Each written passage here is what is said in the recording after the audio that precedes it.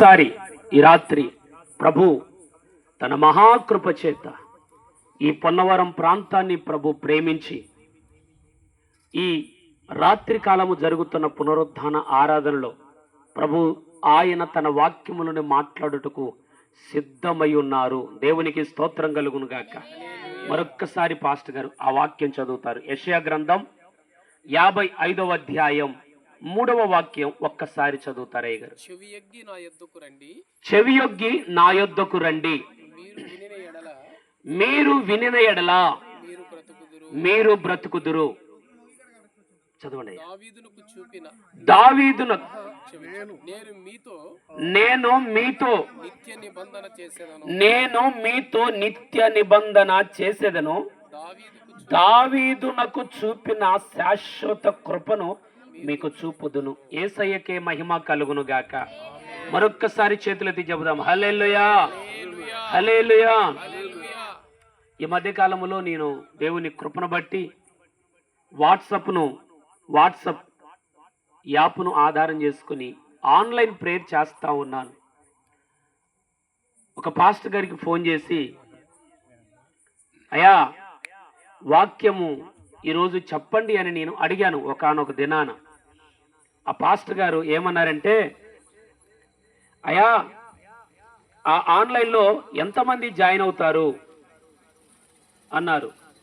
అంటే నేను అన్నాను, ఇంతమంది జాయిన్ అవుతారు అన్నాను. సంఖ్య ఎక్కువగా జాయిన్ అవుతారు కాబట్టి దేవుని కృపలు ఎక్కువగా చెప్పాను.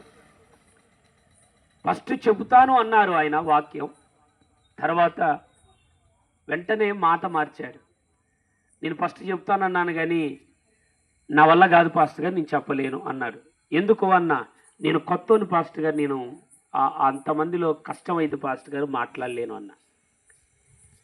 లూకా సువార్త అనుకుంటా 12వ అధ్యాయము 12వ వచనంలో ఒక శ్రేష్టమైన మాట ఉంటుంది. లూకా సువార్త 12వ అధ్యాయం 12వ వాక్యములో ఒక చక్కటి మాట ప్రభువు రాయించి పెట్టారు. చదవగలుగుతారు ఎవరైనా? మీరేమీ చెప్పవలసినది పరిశుద్ధాత్మ ఆ గడియలోనే మీకు నేర్పుననెను. ఇంకెందుకు మనకు భయం? సేవకులంగా దేవునికి స్తోత్రం కలుగును గాక. ఎందుకండి వాక్యమే మనకు ఆధారమై ఉన్నది. నువ్వేం మాట్లాడాలనుకున్నావు కాదు, నీ ద్వారా పరిశుద్ధాత్మ దేవుడు ఏ ఉపదేశం అయితే బోధించనై ఉన్నారో అక్కడ ప్రజలకు అది బోధిస్తారు. నువ్వు ధైర్యంగా ఉండాల.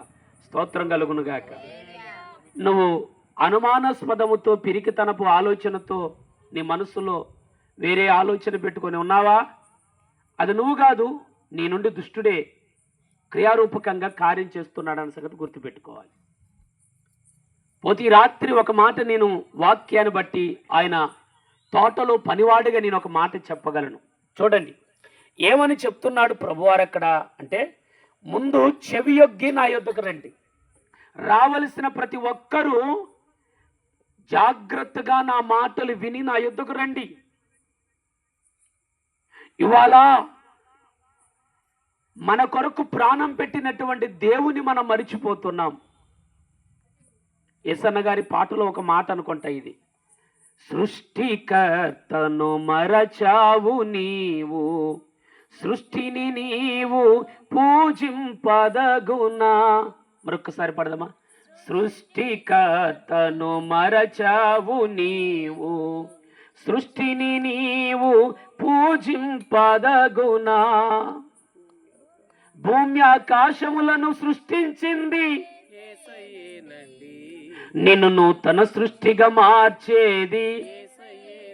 మరొకసారి, భూమి ఆకాశములను సృష్టించింది యేసయ్యేనండి, నిన్ను నూతన సృష్టిగా మార్చేది యేసయ్యేనండి. యేసయ్య యొద్దకు రావాలంట.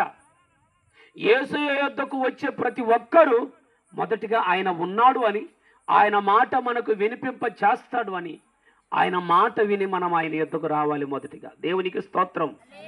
మరొకసారి చెబుదాం హల్లెలూయా. ఈ రాత్రి నా దేవుడు స్పష్టంగా ఈ ప్రాంతవాసులతో మాట్లాడుతున్నాడు. చెవియొగ్గి నా యొద్దకు రండి, మీరు వినిన ఎడల మీరు బ్రతుకుదురు. ఏం చేయాలండి? చెవియొగ్గి ఆయన యొద్దకు వస్తే చెవియొగ్గి ఆయన వద్దకు వస్తే ఆ వచ్చిన మనం ఆయన మాటను వినిగినక ఆలకించగలిగితే, వినిగినక దానిని మనం స్వీకరించగలిగితే మనము దేవుని మహాకృపలో బ్రతుకుతామంట. దేవునికి స్తోత్రం. ఇవాళ చాలా మంది చూడండి, ఇంట్లో బయలుదేరినది మొదలుకొని వెళ్ళేంత వరకు ప్రాణాలు బిక్కున అరిచేతులు పట్టుకొని ప్రయాణాలు చేస్తున్నవారు. యవన పిల్లలు ఇంట్లో బయలుదేరింది, బండి స్టార్ట్ చేసినది మొదలుకొని వాడు ఇక్కడ ఫస్ట్ గేర్లోనే 50 స్పీడ్ లేపుతాడు. వాడు మరలా తిరిగి వస్తాడు అని గ్యారెంటీ కూడా వాని తోలకాన్ని బట్టి, పోకడను బట్టి గ్యారెంటీ ఎవరు చెప్పలేము. వాని హై స్పీడ్ అలా ఉంటుంది. మనము బ్రతకాలంటే ముందు పరిశుద్ధులైనటువంటి దేవుని బిడ్డలు చెప్పిన మాట వినాల. దేవుడే చెప్తున్నాడు కదా, నా మాట వినండి. ఆయన సేవకుల మాట వినాలా, ప్రార్థన పరులైనటువంటి వారి మాట వినాలా. నువ్వు ఎవరి మాట వినకపోతే నీవు ఏమంటారండి, ఒక పశువును కర్రకు కట్టేసి దాన్ని ఏమంటారండి, కట్టుగొయ్యకు. ఆ తాడు తెంచుకున్నటువంటి పరిస్థితి అవుద్ది మనది. అదుపు ఉండదు, ఒక భయము, భక్తి, భీతి ఉండదు. ఇంట్లో తల్లిదండ్రులు చెప్పిన మాట వినం, ఇంట్లో అనుభవజ్ఞులైనటువంటి పెద్దవారు చెప్పిన మాట వినేవారు లేరు. ఇవాళ సేవకులు చెప్పిన మాట వినేవాళ్ళు లేరు. అకస్మాత్తుగా మనం చదువుకుంటున్న ప్రతి దినము దేవుని వాక్యము నుండి ప్రభు మనతో మాట్లాడినా కూడా ఇవాళ చాలా మంది వినట్లేదు.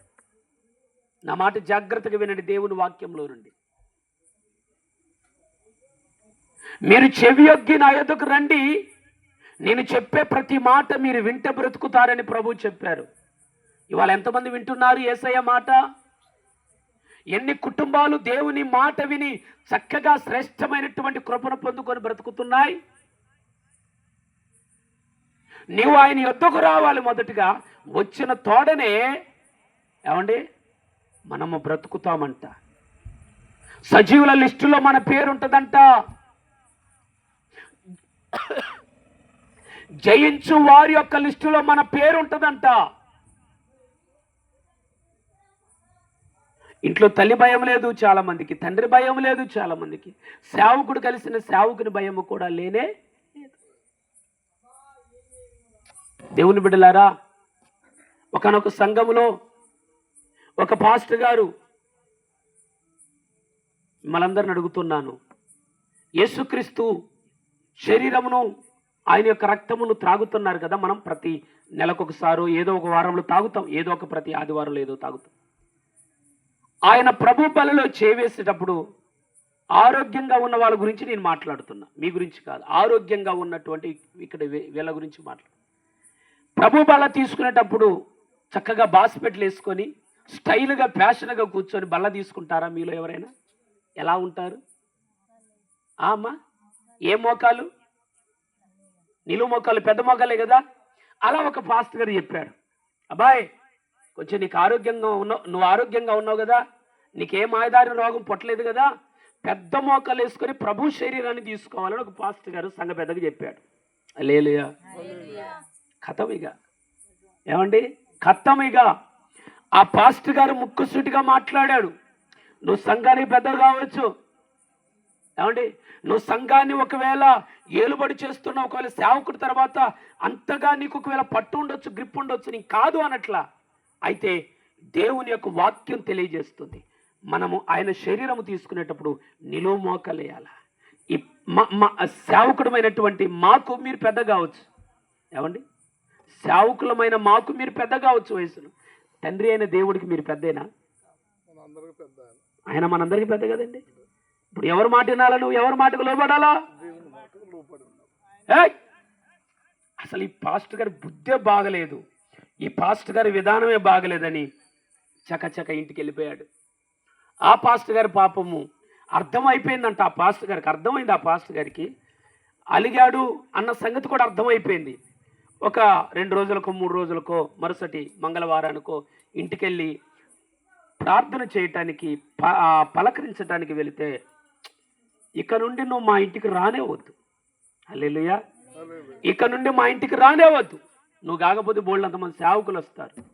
ఆ పాస్టర్లకి కొంతమంది సమర్పణ త్యాగము లేని సేవకులకు సిగ్గుమొగ్గు లేదు. విశ్వాసులు కూడా అట్లే లేదు. ఇలా రోషముతో సేవ చేసి, పిలుపుతో సేవ చేసి, దర్శనముతో సేవ చేసే సేవకుడికి ఆ భారం, విశ్వాసుల కొరకైన బాధ్యత వేరే ఉంటుంది. స్తోత్రం కలుగును గాక. నువ్వు రావద్దు, వేరే పాస్టర్ గారు వస్తాడు అన్నాడు. లేదయ్యా, అది కాదు విషయం. ఇది ఏంది? నీ వయసు ఎక్కడ, నా వయసు ఎక్కడ? నన్ను నిలువు మోకలేసి బల్ల తీసుకోమంటావా? నీకు ఎన్ని గుండెలు అన్నాడు ఆ పాస్టర్ గారిని. రియల్గానే కల్పన కథ కానే కాదు, చివరిలో చెబుతా ప్రభు చిత్తమైతే. హల్లెలూయా. యేసు రక్తమే జయం. బల తీసుకోవాలంటే సహజంగా 100కి 95% ప్రతి ఆదివారం క్షమించండి, నెలలో ప్రతి మొదటి ఆదివారం తీసుకుంటారు ఎక్కువగా. మొదటి ఆదివారం జరిగిన డిస్కషన్ మరలా తిరిగి ఆ నెలకు వచ్చేసరికి అదే మొదటి ఆదివారం ప్రభు బల్ల తీసుకోవటానికి వచ్చేసరికి